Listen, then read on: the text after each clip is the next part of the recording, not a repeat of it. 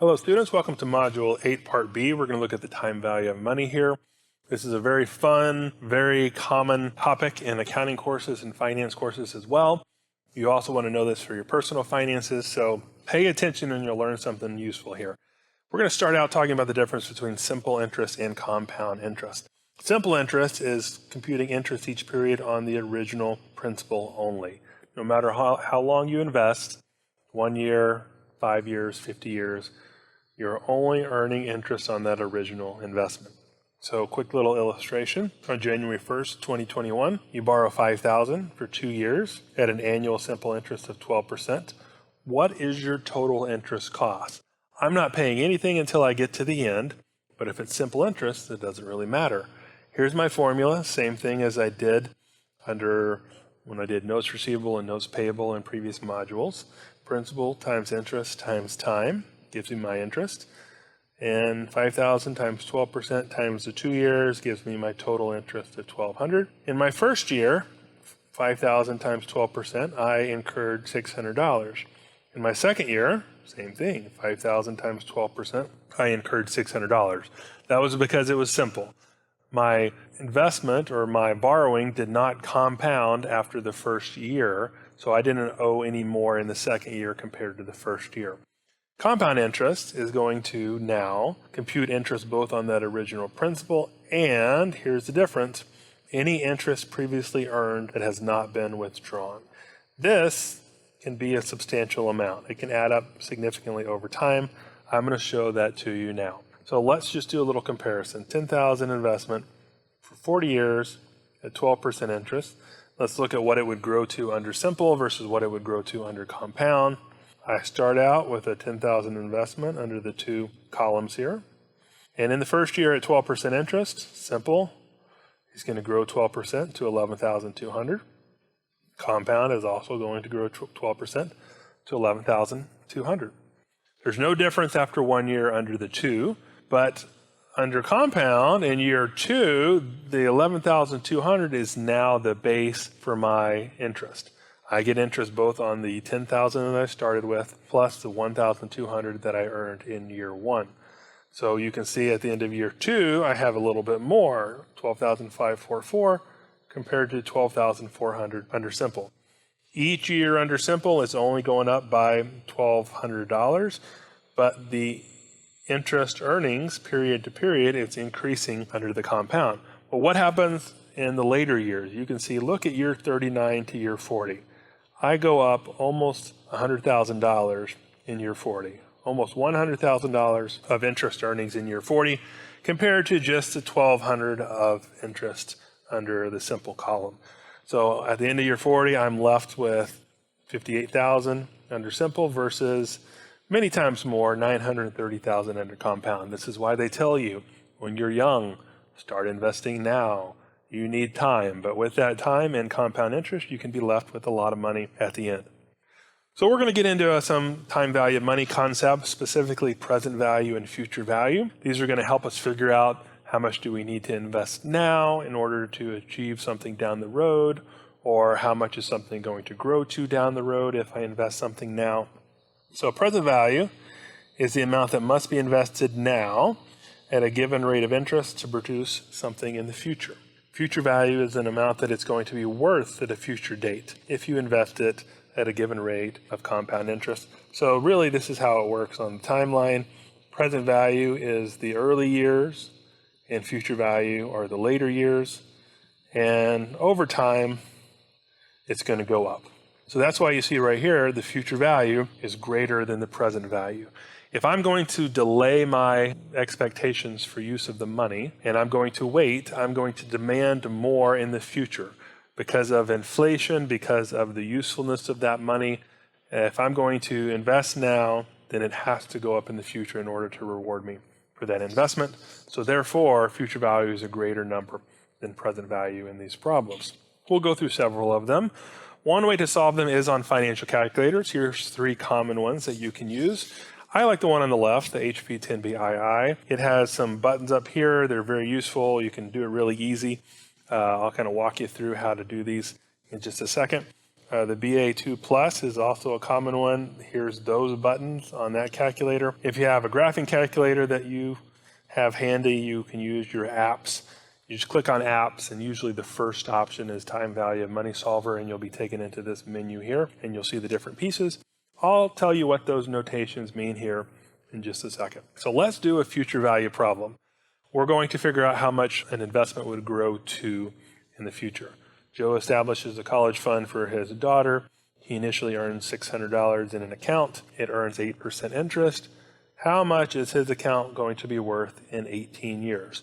So this is going to be a compound problem. Whatever I earned in the first year is going to be left in. It's going to be compounded over an 18-year period of time. Here's your formula for that. Let's just kind of glance at this right here. The future value is the present value times 1 plus the interest rate to the exponent number of years. So this would be 600 that he's investing times 1.08 to the 18th power. So, one way to think about it is in your calculator, you would put 600 times 1.08 times 1.08 times 1.08. You do that 18 times, and you end up with this number right there. Now, that's not the easiest way to do it, is to keep putting in times 1.08. You may get confused. Did I do 17 or 18 or 19? So on these financial calculators, you can do it pretty easy. And so let me show you the notations here. Here's the different pieces. N is going to be the number of periods. I is the interest rate. PV is present value. FV is future value. So it's fairly straightforward whenever you're solving these. Typically, you put the number in, and then you select the notation. So I would put in 18, and then I would hit N. I would hit 8, and then I would hit I. I would put in present value of 600, and then I'm going to solve for future value. Now, when I do this, if I did it like I just told you, I'm going to get a negative 2397. Now, the sign doesn't really matter, but the reason it's doing that is because I put this in as a positive, and therefore it's going to return a negative for future value. That should make sense because the future value and the present value are opposites. One is an investment and one is a return. So if I wanted to go and put in a negative 600 for present value, then the calculator is going to return a positive 2397 for the future value. Practice on your calculator. You can email if you're a little confused. There's a lot of online walkthrough videos as well that kind of show you how to use time value of money for different calculators. Let's see what happens if I compound more frequently. So let's just say quarterly. If I'm going to compound more frequently, I divide the interest rate and I multiply the periods. So instead of having 18 years at 8% interest, if I'm going to do quarterly, now I have 72 quarters, and each quarter I'm earning 2% interest. So there would be my formula.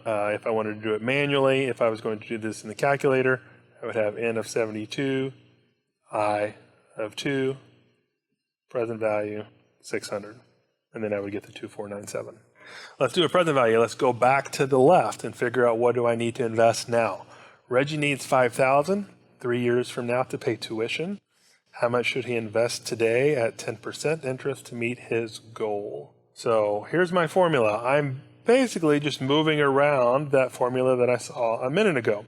Previously, I had present value times. Now I'm going to take future value and divide by this 1 plus the interest rate to the exponent. Okay, so 5,000, I'm going to discount it, or basically take it back to the present, divide by 1.1 to the third power, and that tells me that I need to invest now 3757. In the calculator, I would have N of 3, I of 10, future value of 5,000, and I'm going to solve for my present value. Just like before, what happens if I compound more frequently? If I do semi-annually, then I just adjust my numbers. So now I have 6 6-month periods, and each 6-month period, my interest is 5%. It was 10% for the year. I cut that in half, and so I have 5% for my interest. I come up with 3731. That should make sense. The more frequent compounding means he needs to invest less up front. In the calculator, I would have N of 6, I of 5, future value of 5,000, and I solve for present value. Okay, let's talk about annuities here. An annuity is a consistent payment period after period. An annuity is going to be in the calculator as PMT. We haven't talked about that button yet, but let's address what happens with an annuity. So there's two types. There's an ordinary annuity and an annuity due. So let me just draw this out for you. This would be an ordinary annuity where the payment occurs at the end of the period. And an annuity due, the payment occurs at the beginning of the period. That's the only difference between the two annuities, is the timing of the payment. So if everything else is equal, if the cash flows are equal and the number of periods are equal, and you're the recipient, which of the two do you want? The correct answer is you want the annuity to do. You would rather have your cash up front. Each of these payments is moved up 1 year. That is a good thing in terms of present value. Okay? So the common problem that you see here is the lottery. And you have two options when you win the lottery. You can take the cash now, or you can wait and you can take an annuity. So your option here is to take a 10-year annuity, and it's $500,000 per year. So if you multiply that out, you have $5 million versus $4 million. And so if you're trying to decide which should you choose, and you're thinking, well, it's 4 million versus 5 million, obviously I should take number 2, you have not thought about something. You have not thought about the time value of money. This $500,000 is not $500,000 now. That is $500,000 spread out over the next 10 years, and those dollars do not have the same dollar power compared to the money that I get now. So in order to decide this, it's going to depend on the interest rate, figuring out which option should I choose. Okay, so let's compare the two options. It's easiest to do this on a present value basis because I don't have to do anything with this 4 million. I get the 4 million now under option 1. But option 2 is a little bit more difficult because here's the situation. There's 10 different dashes. Each dash, I'm getting $500,000. And how much are they worth? What I need to do is I need to take these payments and I need to discount them back here using the applicable market interest rate. And then I'll be able to compare apples to apples, present value versus present value. And if this number, once I discount and add up those cash flows, is worth more than 4 million, then I would take option 2. If it's less than 4 million, I'm going to take option 1. Okay, so let's take this 5% interest rate. If I discount those annuity payments back at the 5% interest rate, this is what I would put in the calculator here. Okay, when I put this into the calculator as payment, the calculator knows that there are 10 of them. There are 10 payments, each occurring at the end of the year. Okay, so I only have to put it in at one time. Future value is 0 because there's no one final payment at the end of the full 10-year period of time. This captures all of my cash flows, and then I solve for PV. And in this situation, at a 5% interest, I get $3.8 million. That is less than option 1, so therefore, I would take the cash now. The reason it's less is because that's a decently high interest rate. As I discounted those annuity payments back, they lost a good amount of value. Remember, it was $5 million in nominal dollars, but as I discount them back at that high interest rate, it loses value and it falls below the 4. So now let's look and let's change the interest rate to 2%. That is the lower discount rate. So those future payments, as I discount them back to the present, they're not going to lose as much.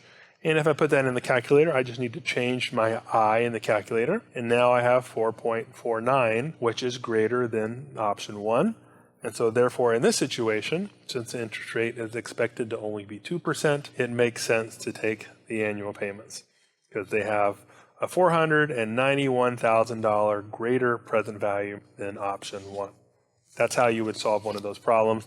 All we did here was solve for the present value of the annuity and compare it to the current value of option 1. Okay, so spend some time. There's a good problem in Canvas, time value of money problems. It walks you through present value, future value. It has you solve for the interest rate and the time. One note here for you. If you're solving for N or I, and you are given PV and FV, you have to put these in as opposite directions. the calculator is not going to know what to do if you put them both in as a positive. So typically the best practice is to put PV in as a negative. And then, so let's just say you're solving for n number of periods. You would have these three pieces, put them in the calculator, and then finally solve for n, and the calculator will tell you that. But make sure that you put in the negative sign for PV so that it's able to do it. So give those problems a try. We'll see you in the discussion forum.